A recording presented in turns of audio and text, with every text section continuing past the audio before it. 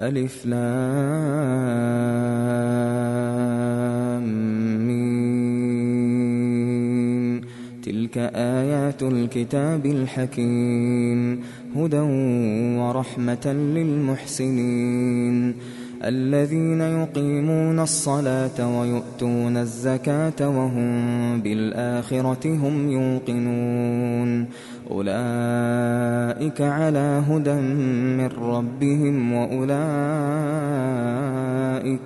وأولئك هم المفلحون ومن الناس من يشتري لهو الحديث ليضل عن سبيل الله بغير علم ويتخذها هزوا أولئك لهم عذاب مهين وإذا تتلى عليه آياتنا ولى مستكبرا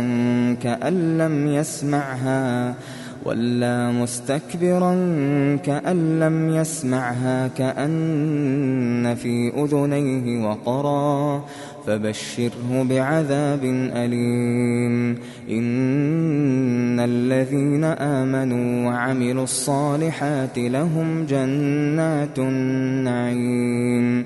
خالدين فيها وعد الله حقا وهو العزيز الحكيم خلق السماوات بغير عمد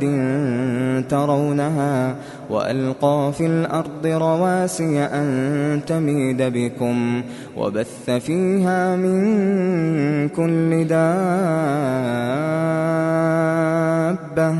وأنزلنا من السماء ماء فأنبتنا فيها من كل زوج كريم هذا خلق الله فأروني ماذا خلق الذين من دونه بل الظالمون في ضلال مبين ولقد آتينا لقمان الحكمة أن اشكر لله ومن يشكر فإنما يشكر لنفسه ومن كفر فإن الله غني حميد وإذ قال لقمان لابنه وهو يعظه يا بني لا تشرك بالله إن الشرك لظلم عظيم ووصينا الإنسان بوالديه حملته أمه وهنا على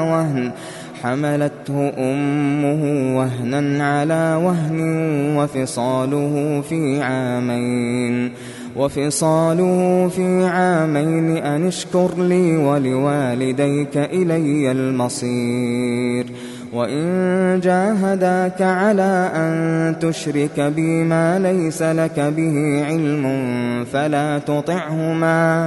فلا تطعهما وصاحبهما في الدنيا معروفا واتبع سبيل من أناب إلي ثم إلي مرجعكم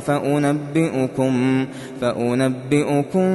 بما كنتم تعملون يا بني إنها إن تك مثقال حبة من خردل فتكن في صخرة أو في السماوات أو في الأرض يأت بها الله إن الله لطيف خبير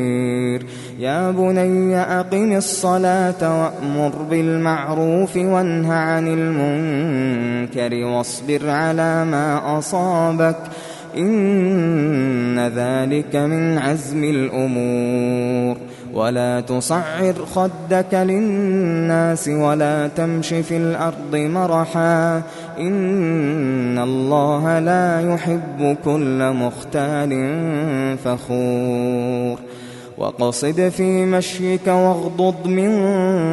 صوتك إن أنكر الأصوات لصوت الحمير ألم تروا أن الله سخر لكم ما في السماوات وما في الأرض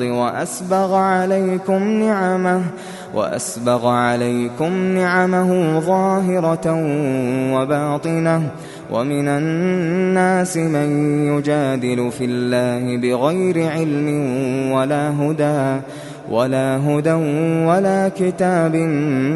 منير وإذا قيل لهم اتبعوا ما أنزل الله قالوا بل نتبع ما وجدنا عليه آباءنا أولو كان الشيطان يدعوهم إلى عذاب السعير ومن يسلم وجهه إلى الله وهو محسن فقد استمسك بالعروة الوثقى وإلى الله عاقبة الأمور ومن كفر فلا يحزنك كفره إلينا مرجعهم فننبئهم بما عملوا إن الله عليم بذات الصدور نمتعهم قليلا ثم نضطرهم إلى عذاب غليظ ولئن سألتهم من خلق السماوات والأرض ليقولن الله قل الحمد لله بل أكثرهم لا يعلمون لله ما في السماوات والأرض إن الله هو الغني الحميد ولو أن ما في الأرض من شجرة أقلام والبحر يمده من بعده 7 أبحر ما نفدت كلمات الله إن الله عزيز حكيم ما خلقكم ولا بعثكم إلا كنفس واحدة إن الله سميع بصير ألم تر أن الله يولج الليل في النهار ويولج النهار في الليل وسخر الشمس والقمر كل يجري إلى أجل مسمى وأن الله بما تعملون خبير ذلك بأن الله هو الحق وأن ما يدعون من دونه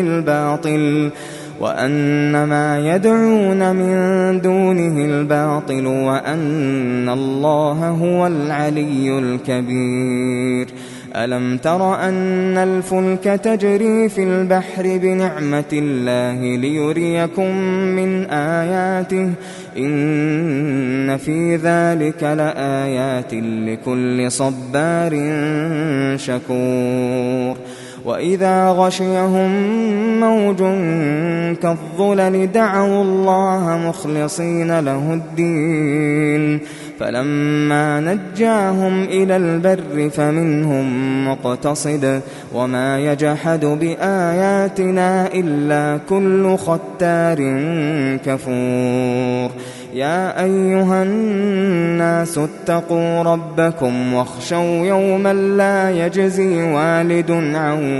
ولده ولا مولود هو جاز عن